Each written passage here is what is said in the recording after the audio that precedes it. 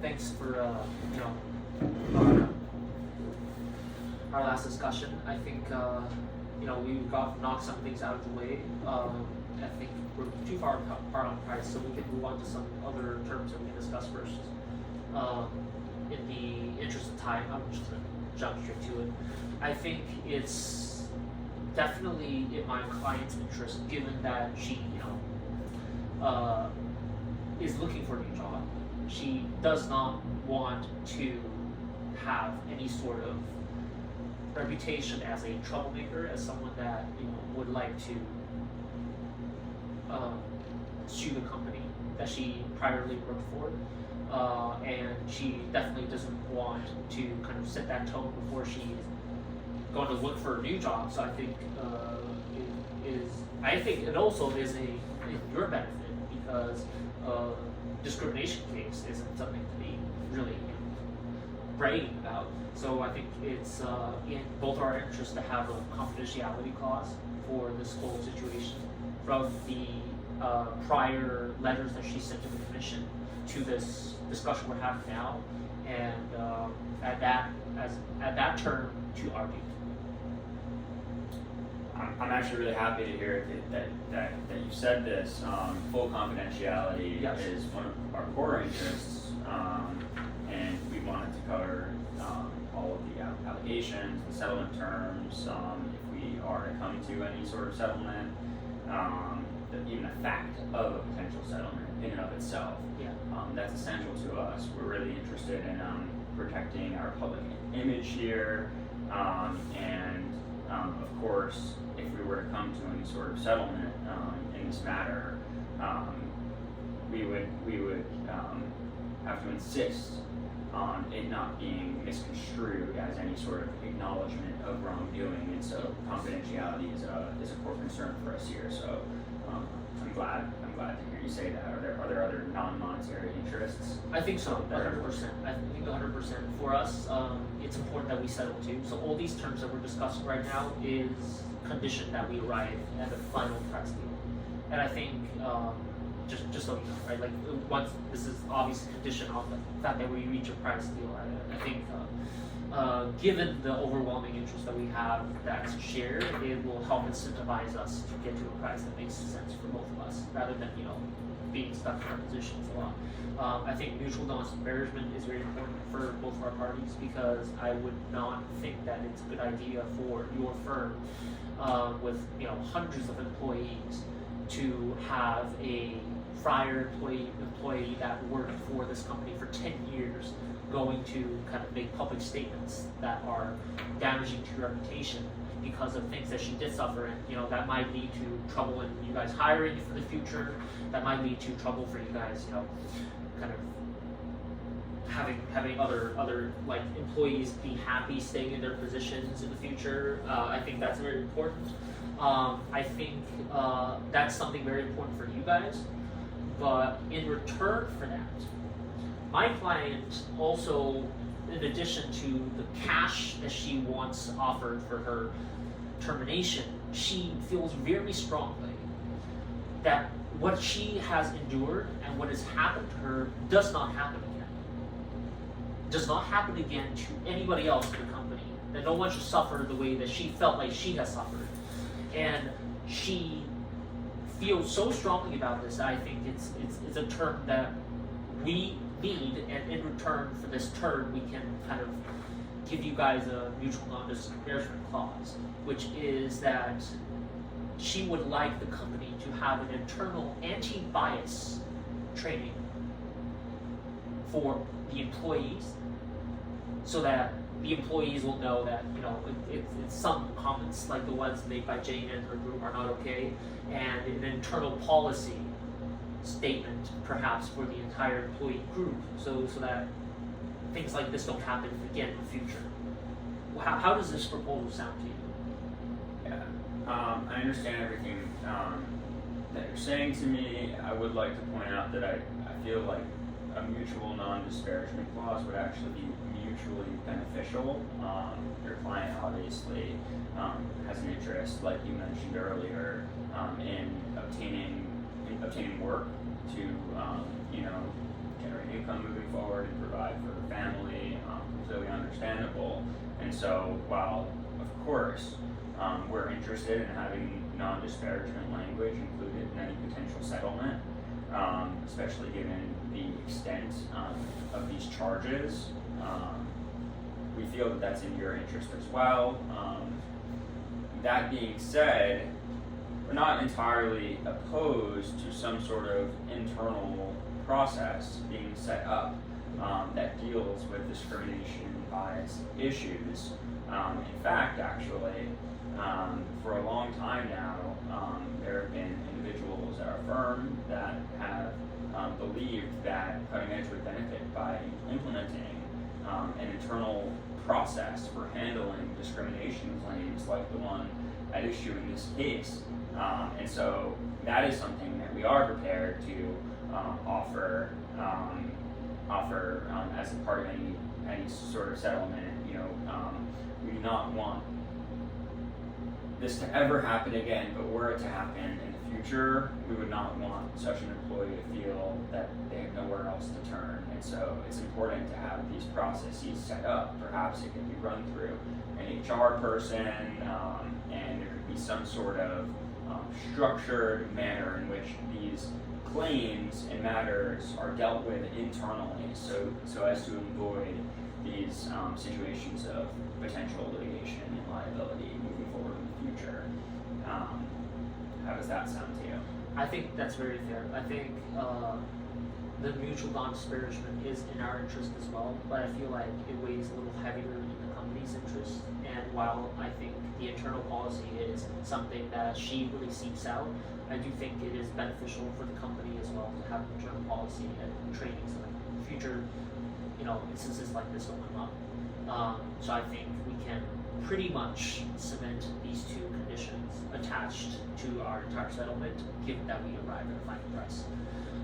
I think moving on from there, something that's also very important to my client is that the behavior of Jane, who is not only her supervisor, but is someone that she's been working closely with, to someone that has seen the way that she was treated over the course of this entire situation, from before she got adopted to now she's gone through the adoption, she has successfully adopted a child, and now she just there's the amount of discrimination and the amount of bias that she's experienced has all been visible by Jane.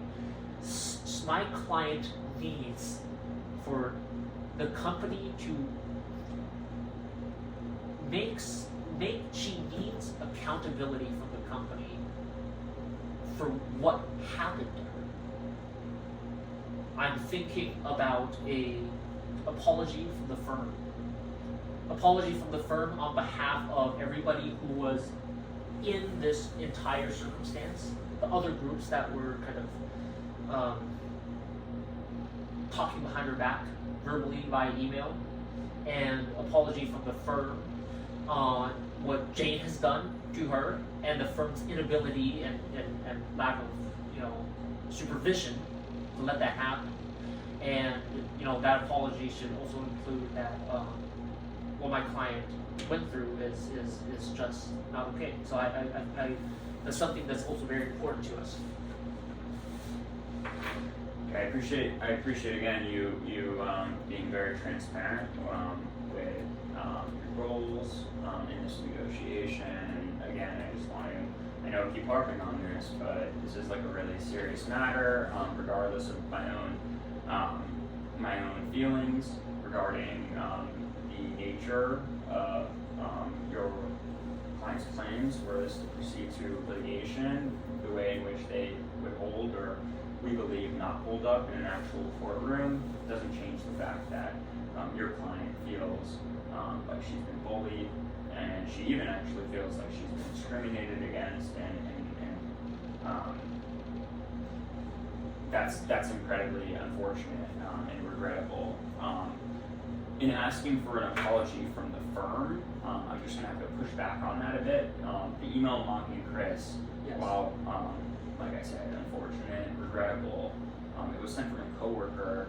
It was not sent from any sort of decision maker who was responsible for Chris's firing, and so while I'm willing to entertain the idea of some sort of letter or note going to Chris to address her subjective emotional feelings.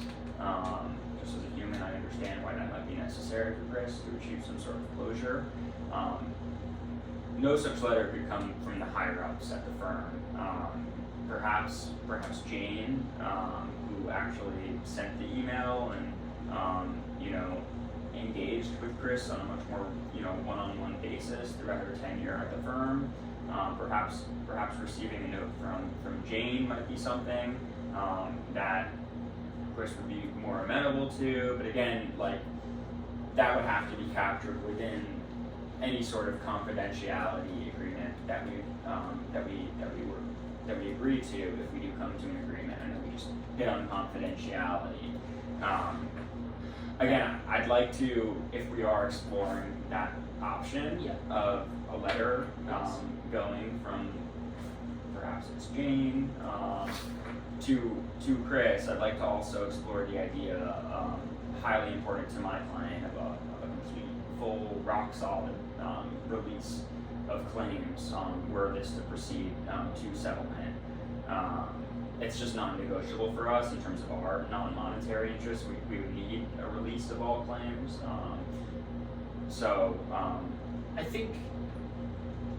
I think hearing your perspective it is informative.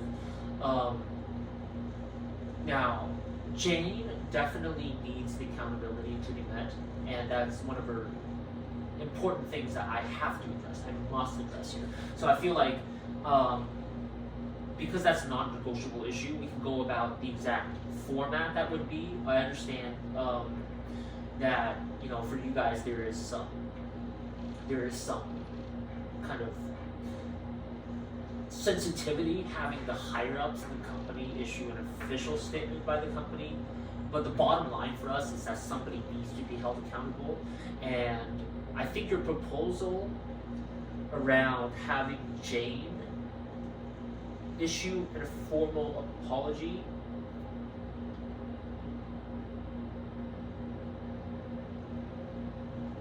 would not suffice, though it does a lot. I think what's important is also the other people involved, because it's more than just Jane.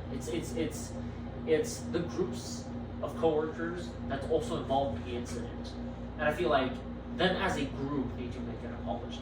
And with regards to your releasable claims, I see that that's something that is very helpful to you. So in full transparency, as in making a concession, I'm gonna make a concession for you because you are honest with me. Something that's also very important to us is something that will make sure that she is not damaged from finding another job in the future.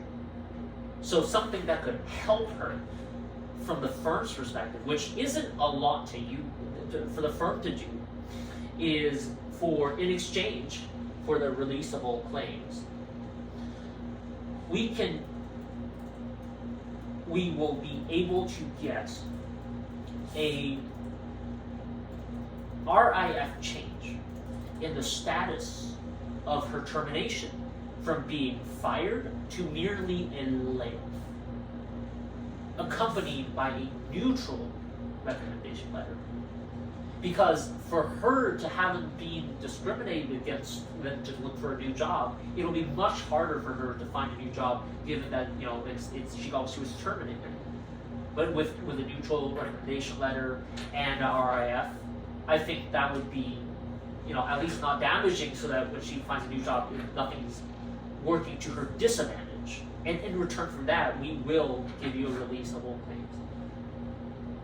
So I think maybe we can. Well, how do you feel about apology, though not officially from the company, but definitely Jane and everybody else involved? And in return for that, and we will give you in return for an apology, in addition to a release, to a changing of her status from termination to layoff and a neutral recommendation letter, we will offer you guys a release of all claims. So, thank you. I see where you're coming from. Yeah. I appreciate you backing off the request to have the higher up, the executives of the firm, issue an apology letter to Chris. That's just not something that we feel is appropriate at this time, given that it was other people that were involved. That said, I understand that we're dealing with emotions here. Yes.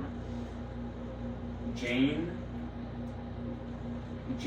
behaved inappropriately, we agree. It was unfortunate and regrettable, and I think that we would be willing to offer an apology letter from Jane, and we'll connect with Jane on our end to ensure that something like that can get done. We'll make sure it gets done, and I even understand Chris feeling like everyone else involved in her perceived bullying should also, issue some sort of sentiment towards her, expressing regret. I would be open to having Jane draft a letter that the other involved members of the email chain could perhaps sign on to.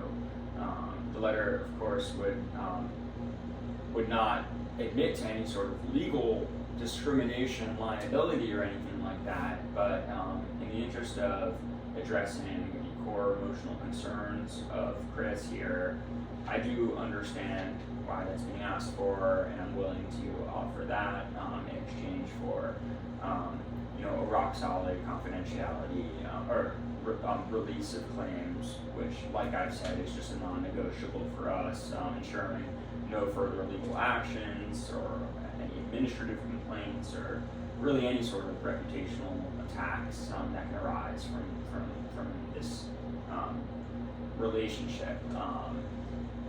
Moving on to the second half of what you said, which relates to the RIF label. Yes. And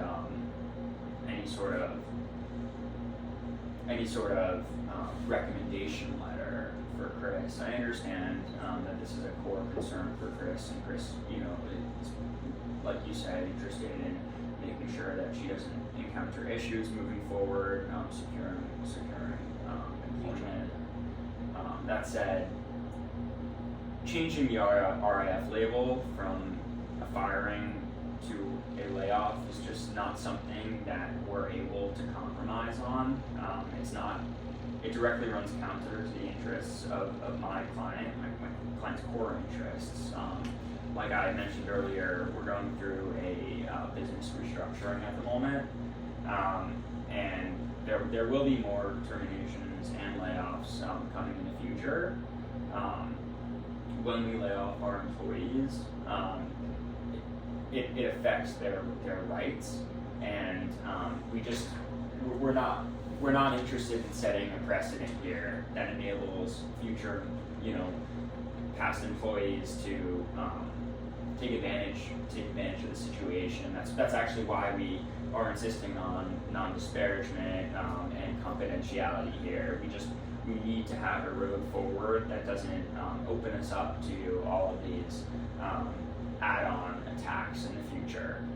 So it's just not something that we're willing to do.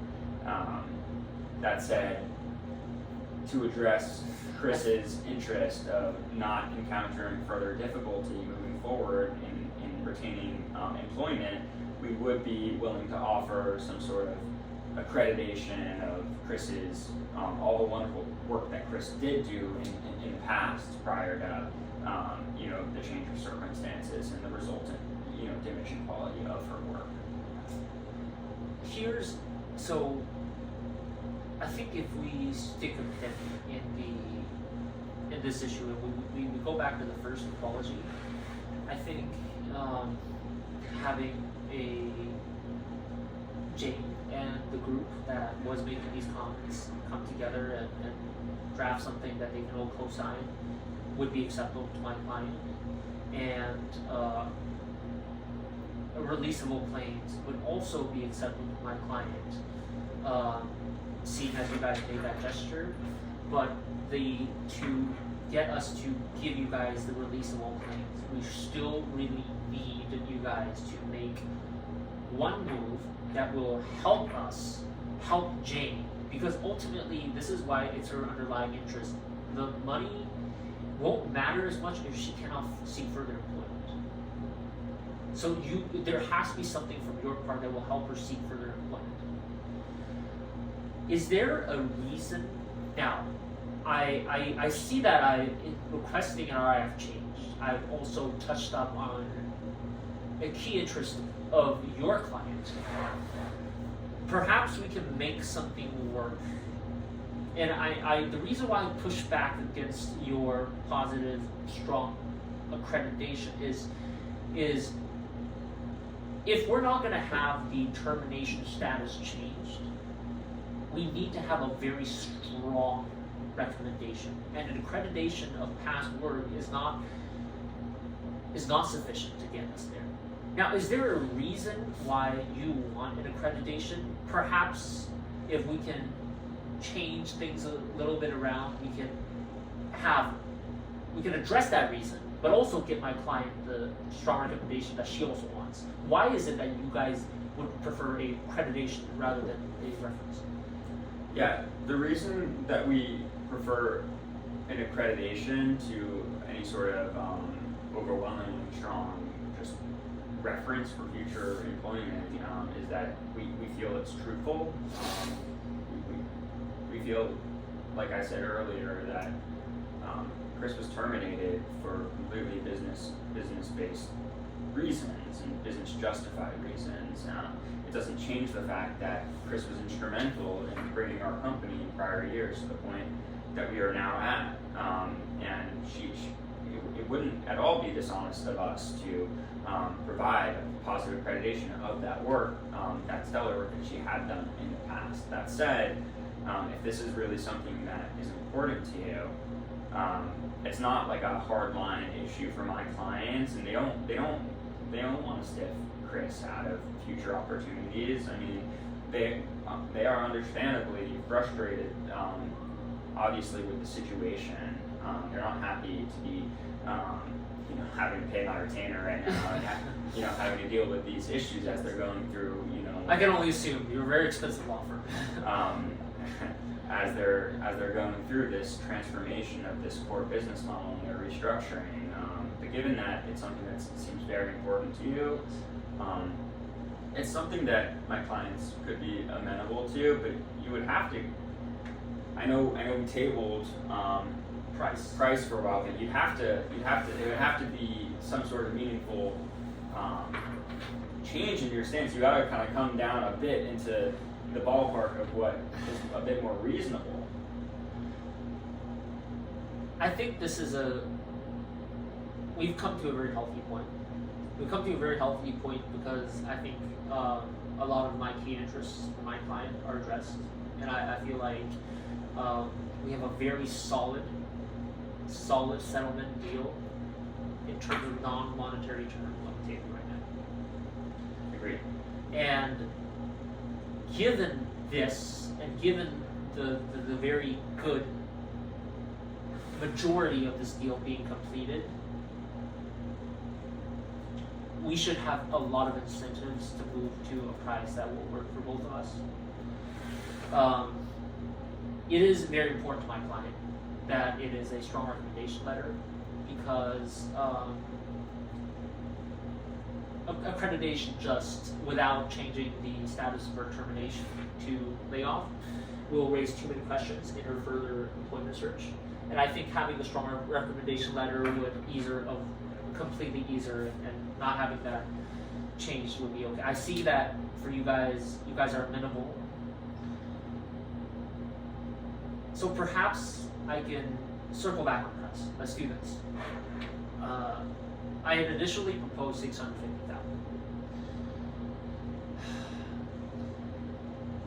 While my client feels like this is a very, very, very strong case, I do see that in the interest of having already a very good deal done.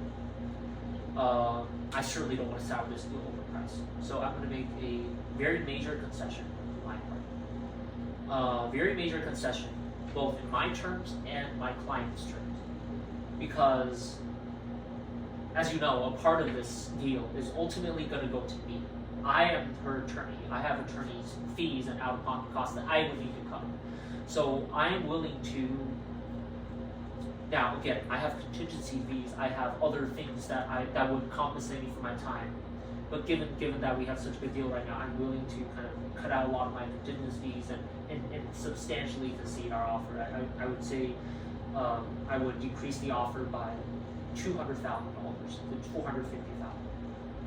And that's a concession that we definitely made, given the amount of effort that you guys have in helping my client Chris find a future job, and I think we collaborated quite well and been very honest with each other. How do you guys feel about $450,000 in attorney's fees straight to me with no contingency fee? So I'm not taking any contingency fee, and the rest will go straight to a settlement offer for them. So let me just clarify. Yes. What exactly I heard $450,000. Yes. Of that, $50,000 would be directly paid to me as her attorney. So you would be compensating $50,000 in attorney's fees for her. So in actual fact, you're settling for $400,000 with her and paying her attorney's fees, which would be $50,000. So now I understand Okay. what your offer is, and I appreciate that you've come down a bit. We're starting to talk now when it comes to the issue of price, which is great because, like you, I do feel like most of my clients' core concerns when it comes to non-monetary terms, we run through them, and this is something that they would be willing to swallow. And so I think we do have the foundation for a robust settlement that might be able to, in the end, make both of our clients quite happy. When I began on the issue of price in this negotiation by telling you that we don't really regard this matter, just considering from a strictly legal perspective, the weaknesses that we perceive in your client's case, this to be something that would be worth settling for, above the high 5 figures, somewhere around there. That was a truthful representation of how certain partners at my firm feel, but in the interest of transparency, I just want to let you know that the board did originally want the firm to, or the board did originally limit my authorization to no more than a 6-month severance package, which would have amounted to $100,000. But I'll have you know that Sal, the CEO, working with me, was able to obtain. I'm convinced them to approve going even higher than that. Unfortunately, the $450,000 sum that you've just laid out is still a ways away from what we're authorized to offer you. But we are able to offer you something within the $200,000 zone, and I understand that's a big jump for us, and I recognize that you have made a big reduction in your asking price, but I need you to know that I'm not trying to play hardball here. I'm just being honest with you about what's kind of been authorized here, and so if you can get closer to that, then we can really start trying to hash this out and build on this great foundation that we've already laid. I see the gesture and I appreciate your transparency, and in return, I will be very candid with you as well, that though in the beginning my client and I believe that there's a strong case for repairs, and then there's punitive damages that can pay out to many hundreds of thousands of dollars. I was able to get from her a figure that would make her somewhat amenable to an agreement, but that figure is far above the $100,000 mark. So I'm giving you a good idea of kind of, I understand you have hard lines, but I have hard lines too myself. I think the reason why your board was amenable to kind of a higher authorization, and Sal, your CEO, was able to get that authorization from the board is because there are some facts here that are really strong to our case. So if we even pinpoint the familial status problem, the fact that her replacement is because we're shooting on all three, right? If we were in court, is the age, the gender, and the familial status. The person that's replacing Chris is neither of them. She's being replaced by a 34-year-old male who's 11 years younger than her, who has no children, no adopted kids. In addition, he is a male. The fact that the company decided, and I understand that for you guys, Robert had worse performance, but he had a justification for why he was able to save that company because he had given a very good proposal to the board. But standing from a jury's perspective, right? Standing from a jury's perspective, in these cases, in terms of discrimination, there's been massive punitive damages. In addition to what she's lost already. The compensator for what she's lost would be similar around the ballpark of what I'm asking for, but like if we went to court, the punitive damages would far exceed. So if we are taking both facts in tandem of the fact that she was replaced by a younger male with no kids and a person who had worse performance than her is also a male, it's a very strong fact in our favor, and you run the risk of punitive damages to the jury. Now, again, none of us want to go to trial. None of us want to go to trial. And I see that you've made a very, very genuine concession coming to $200,000. And in the interest of, I think, time, because our sessions come to, we don't have much time left. I will come down substantially from my existing proposal, but I am not moving much after that. I do not believe my client will authorize anything lower than this. I personally do not believe that. How is $350,000 with $300 going to her as settlement and $50,000 coming to us, coming to me as an attorney's fees? And I think it's important that we arrive at this figure quickly because I also have other things I need to discuss.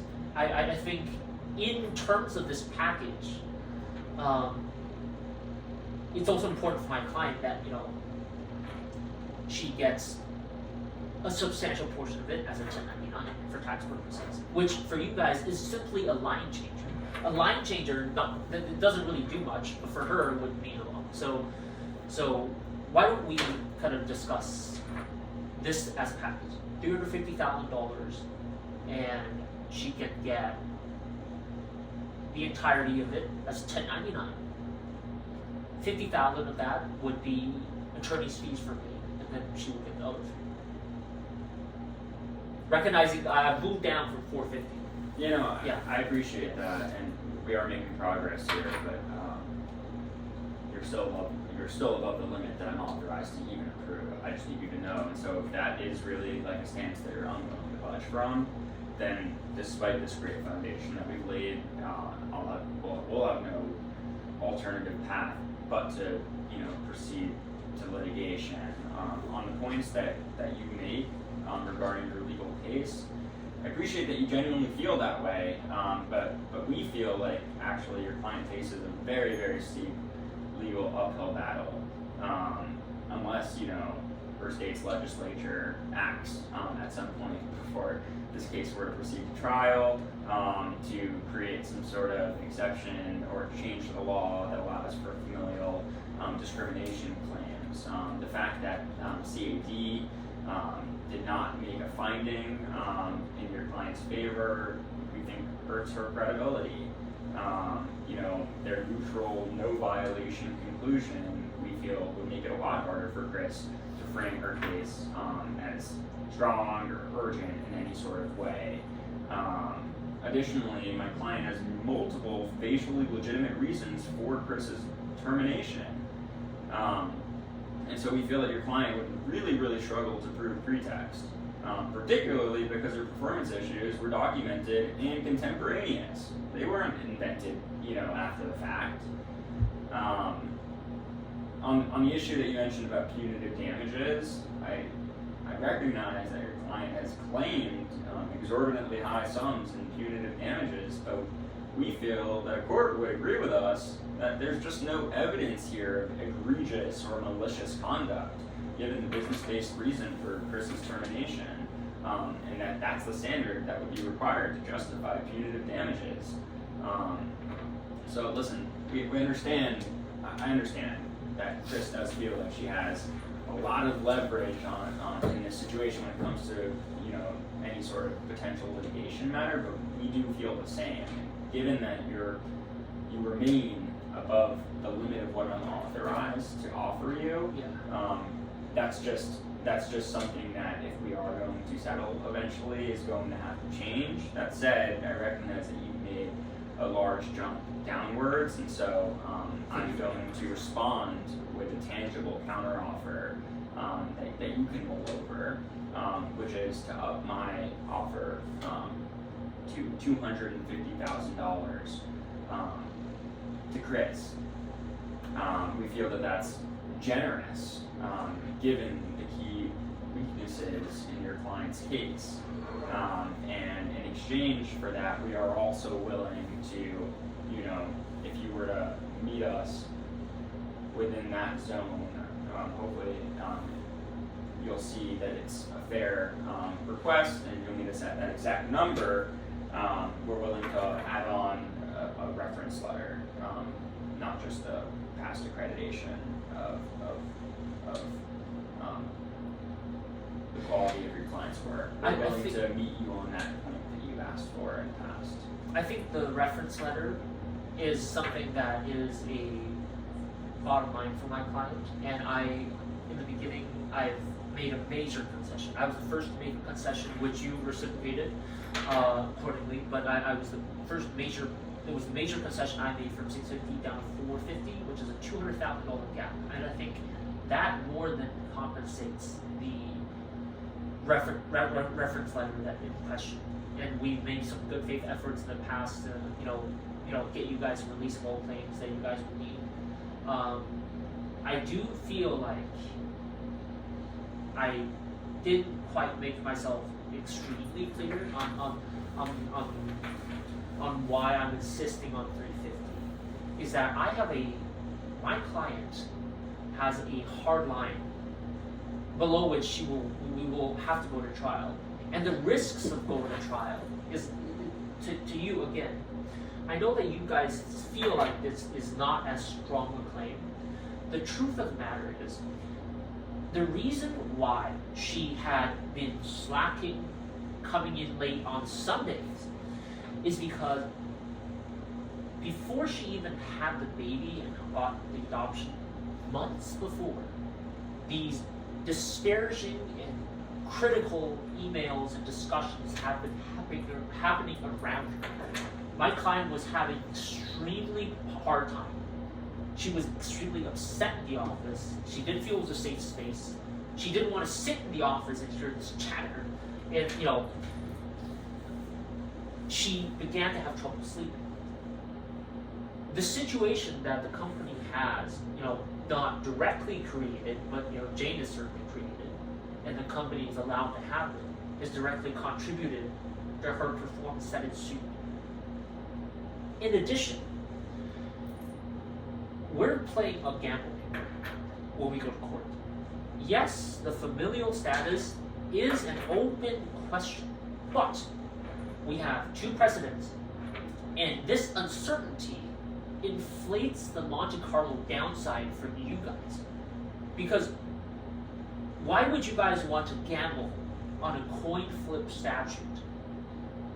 Maybe it will be proved that familial status is a protected group, in which case, not only would you guys lose, you guys would get a lot more punitive damages, because even if we fail on that suit, we also have gender advantage. So, the strength of us going to court, in addition, I see that, we didn't get, the commission didn't fully weigh us their favor, but we still have the right to sue. We just don't have a letter.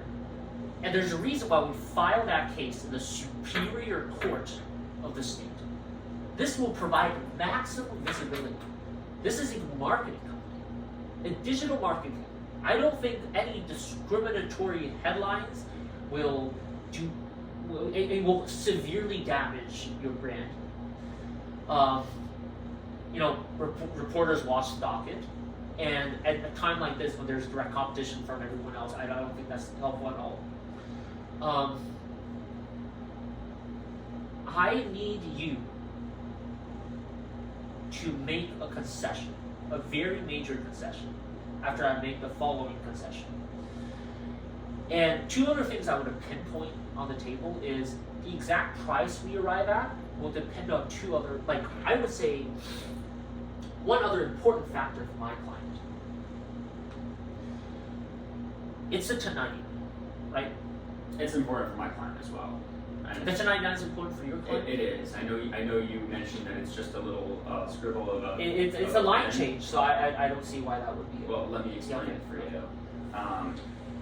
1099ing a payment to an employee,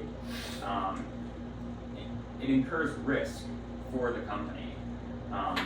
If such an employee fails or neglects to file a 1099 statement at the end of the tax year, then the IRS, that actually subjects us to liability, potential liability from the IRS, which is just a level of liability that my company, especially given its precarious state at the moment as it's going through this restructuring, is very, very hesitant to incur and take on. Now, this is something we're willing to negotiate around, but again, you remain above the limit of our authorization, and so 1099ing is something we can talk about, but it would have to be for a very small portion of any settlement that we come to, and that's just the nature of it, of things.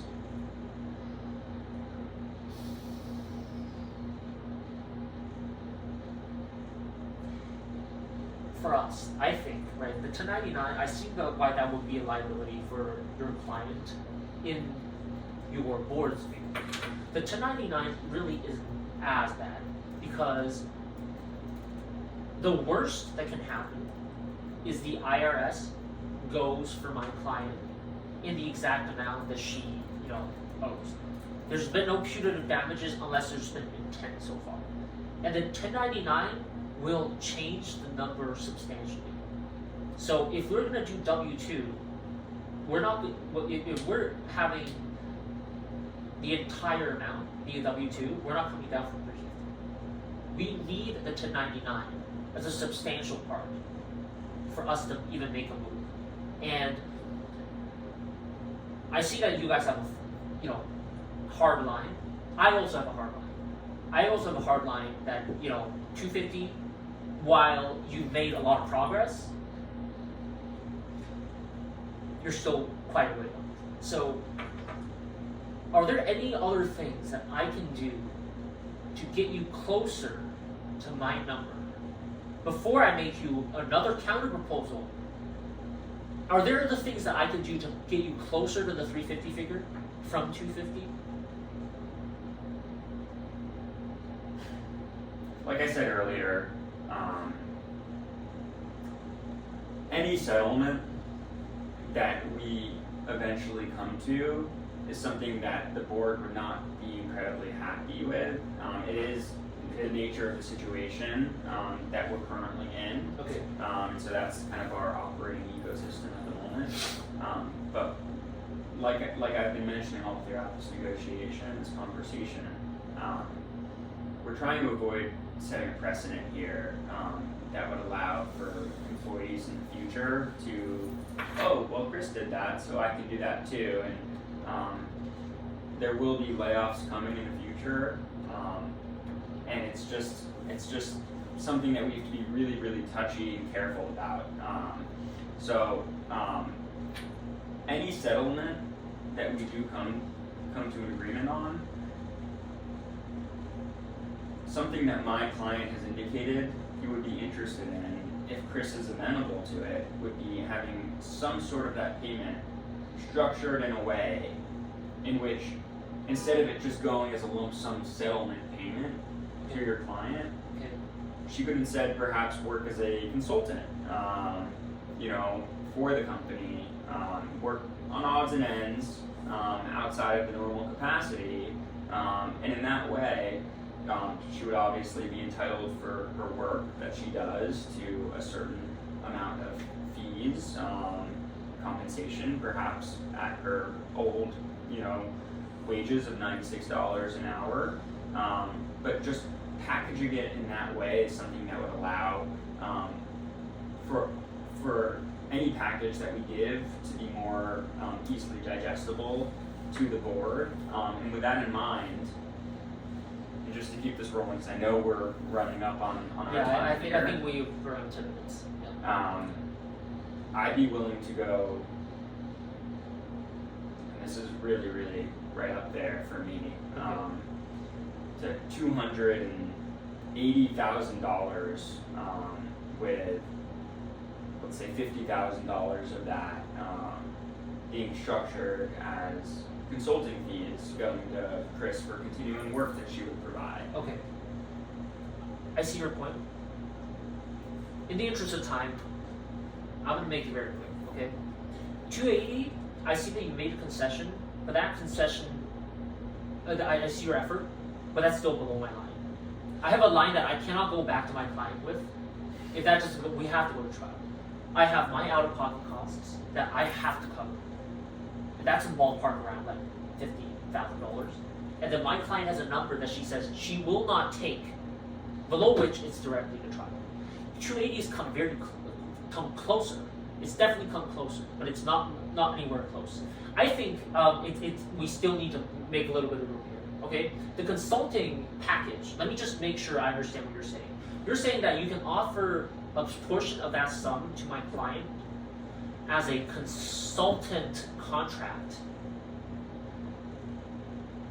Now, my client is amenable to working as a consultant directly with the CEO, provided there's some changes, which I think need to include that she works directly with Sal. Actually, you know what? If it's a fake offer, it's a fake. This is like a package cosmetic thing, right? Is that what you're saying? It's not. Does she actually have to do real consulting work for you guys, or no? It's more so intended to make this package, like I said, more easily digestible to the board. On that point, Sal has indicated that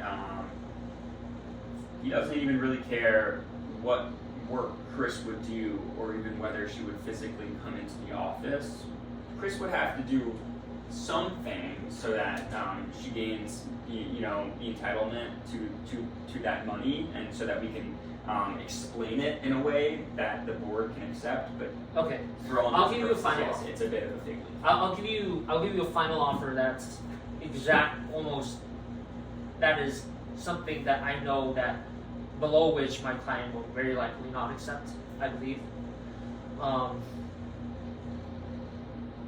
And in return for the consulting, we have to get 100% of this package that I'm going to offer you as 1099.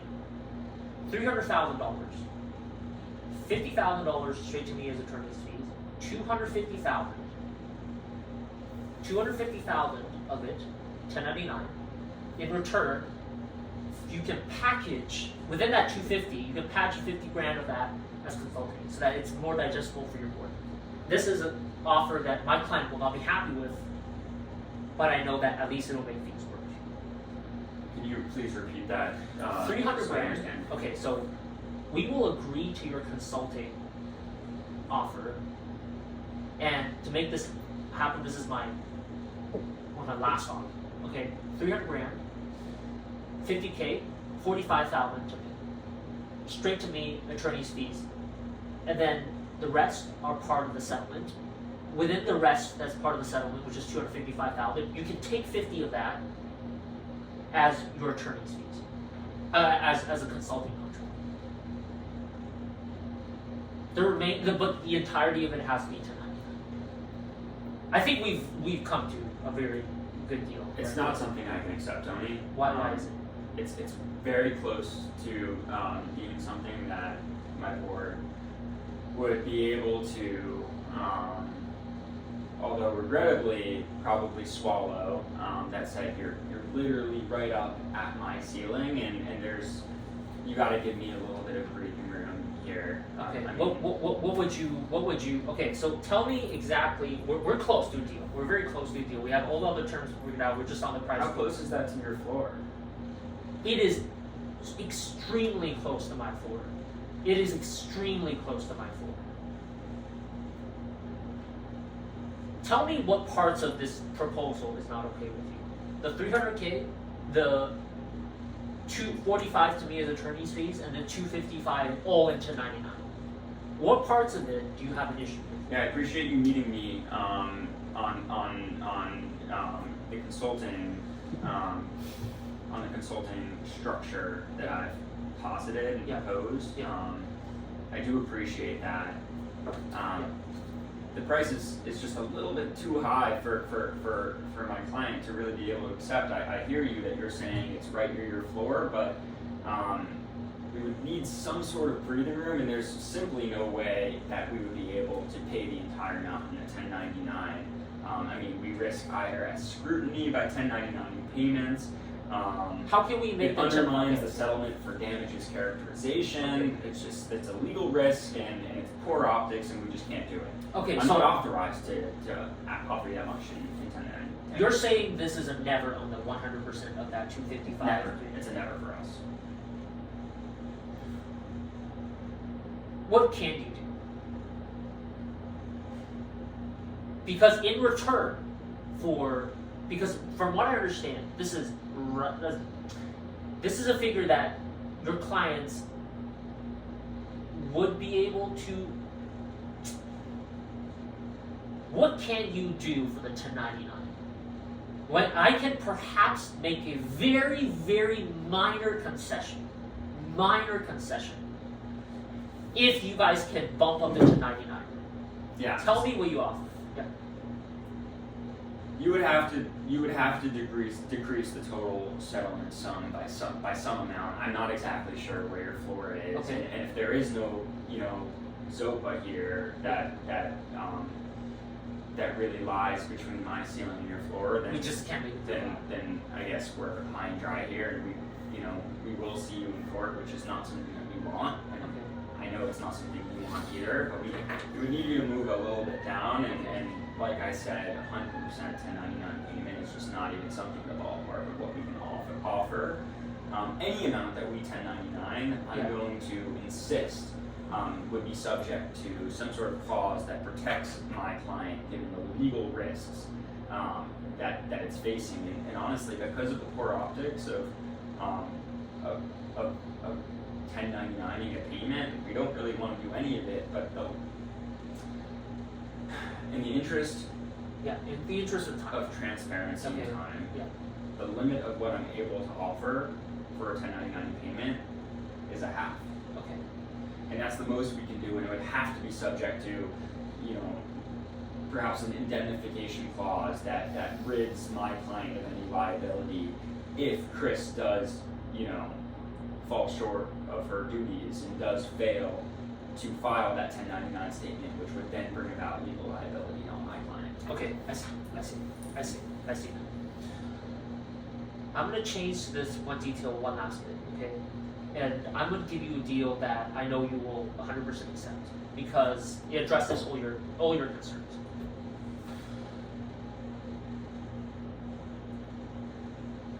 Confidentiality with regards to 1099, so that you don't have ensuing issues with the future employees that you will be terminating or laying on. Okay, so there's no precedent. The 1099, we will also come down to half.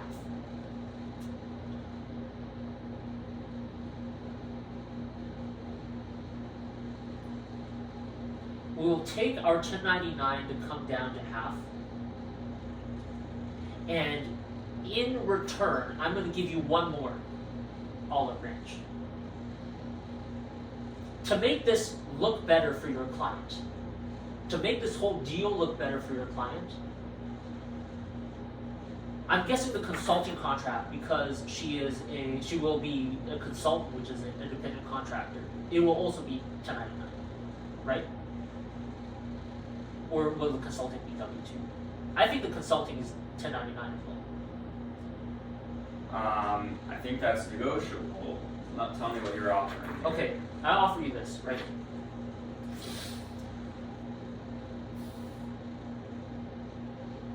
$300,000 at, I'll give you some room. $298,000. $298,000. Of it, $45,000 goes to me for attorney's fees. The remaining amount, half of it will be 1099. So let me do the math here. Okay. $298,000 minus $45,000 in attorney's fees, it will be $253,000. Of that $253,000, half of it being 1099, we'll make it confidential so no one finds out, and the half figure is $12,650. $126,500. Of this figure, we'll take out a $50,000 consulting contract, which will automatically be 1099. So you can go back to your board with this number. So we'll end up with a deal with $280,000. You go back to your board with having given me $45,000 attorney's fees, and the remaining $255,000, $50,000 of it is an is a consulting contract that's 1099 to her, and in the remaining $205,000, this will be 1099, and the remaining amount is not 1099. So in the settlement overall, excluding the contract, this is less than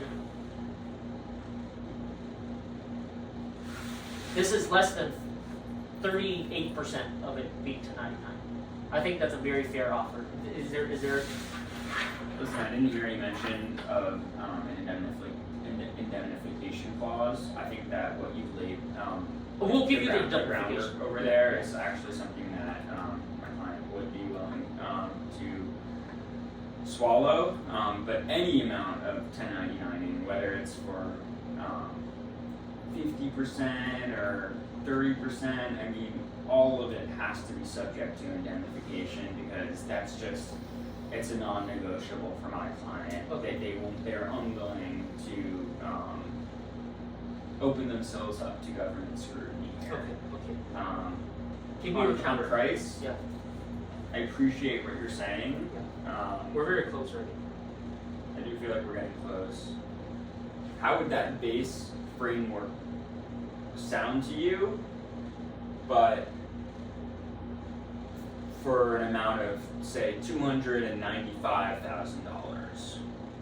allowing you to fully recover your contingent fees, and out of the remaining amount, Chris would be entitled to $200,000 in settlement, with $50,000 running to her through her fees as a ongoing consultant.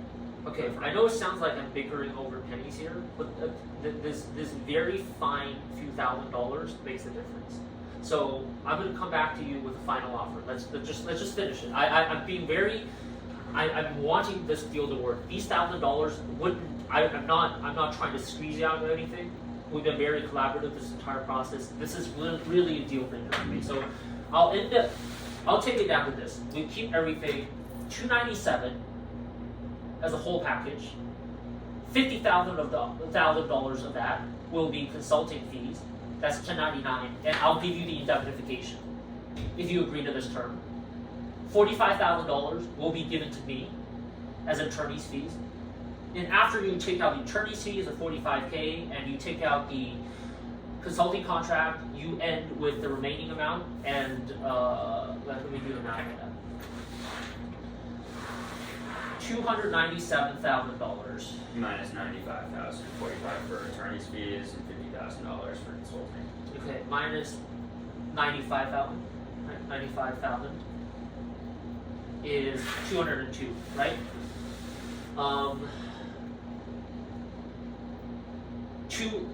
Her other package, the consulting fee plus this is $207,000. Okay, hold on.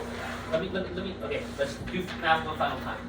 $297,000. This is why we became lawyers. Yeah. $297,000.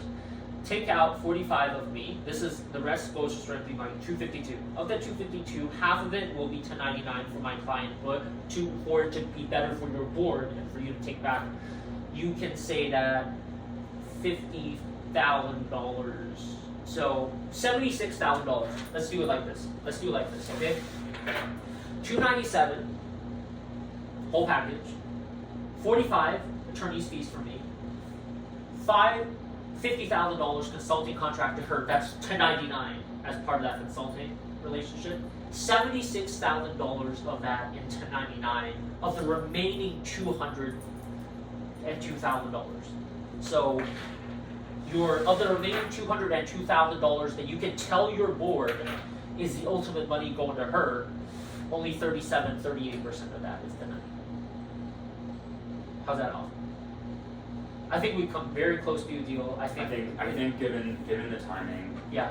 If you're saying that this price is something below which you'd just be willing to go to court, Yeah. That's what you're saying? Yes. Alright, then we have a deal. Okay. Thank you. I really appreciate. I know you guys are a very good law firm, and I appreciate the amount of concessions that you've made in collaborating with me throughout this process. Very hard negotiation. I certainly don't think we could have done it any other way. I think there's another approach that we could have gone, which I would have been a little more hard on you, and you could have been harder on me. I think that would have been beneficial to anybody. So yeah, this is I think both of our clients, Tony, will be happy to have this behind them, and you're a tough negotiator, but this has been a pleasure, and listen, you have a bright future ahead of you. If there's ever anything I can do to help you out along the way, please let me know, but I've been around the block, and I just want you to know that this has been a very fruitful discussion, and I appreciate how you conducted yourself all throughout. Thank you very much. Thank you very much.